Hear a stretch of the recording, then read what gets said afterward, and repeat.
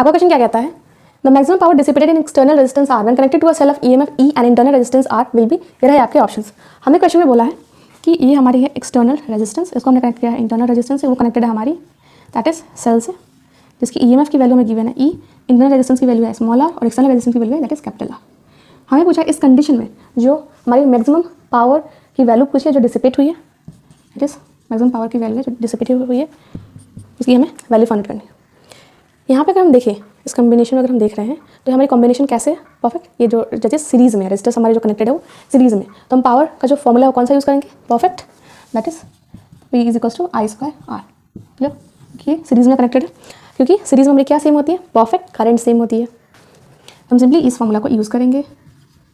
आप लोग को मालूम है करंट निकालने का formula, perfect current is equals to इस कॉम्बिनेशन में जो नेट करंट है इज इक्वल्स टू जो नेट हमारी वोल्टेज है डिवाइडेड बाय जो नेट रेजिस्टेंस है, नेट जो रेजिस्टेंस है उसकी, और बोल सकते हैं इक्विवेलेंट जो रेजिस्टेंस है, नेट हमारी वोल्टेज है, इस कंडीशन में हमारी क्या है दैट इज ईएमएफ है जिसकी वैल्यू हमें गिवन है दैट इज ई गिवन है। नेट रेजिस्टेंस हमें निकालनी होगी क्योंकि ये सीरीज कॉम्बिनेशन में हमारी इक्विवेलेंट जो नेट रेजिस्टेंस आप बोले तो इक्विवेलेंट रेजिस्टेंस हमारी कैसे आएगी, यहाँ पे हम फाइंड आउट कर लेते हैं। सीरीज़ में है तो सिंपली एड ऑन होगी R1 प्लस R2 तो R प्लस R, ठीक है, R1 प्लस R2, ठीक है, तो इक्विवेलेंट हमारी रेजिस्टेंस है that is R plus R। ठीक है, हमारे करंट की वैल्यू मिल गई, यहाँ पे करंट की वैल्यू पुट कर देंगे E by R plus R, इसका हम करेंगे स्क्वायर, हम इसको करेंगे multiply.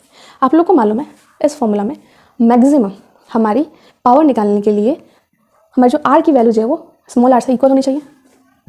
For maximum power R should be equal to this, ये आप लोग को पहले से ही मालूम है। ठीक है, हमें आंसर चाहिए इसके फॉर्म में, तो हम रिप्लेस किसको करेंगे, इस कैपिटल R को रिप्लेस करेंगे। ठीक है, सिंपली रिप्लेस करते हैं तो E का that is a R plus R है ना, तो R को हम रिप्लेस करेंगे स्मॉल r से, तो R प्लस R और ए कैपिटल R को दैट इज R से।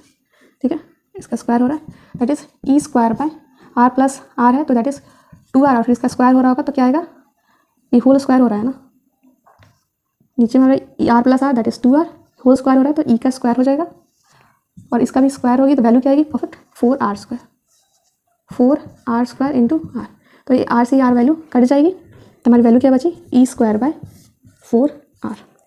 ये हमारी मैक्सिमम जो है पावर वो डिसिपेट होगी। क्लियर, तो ऑप्शंस देखेंगे तुम लोग का आंसर हो जाएगा दैट इज D।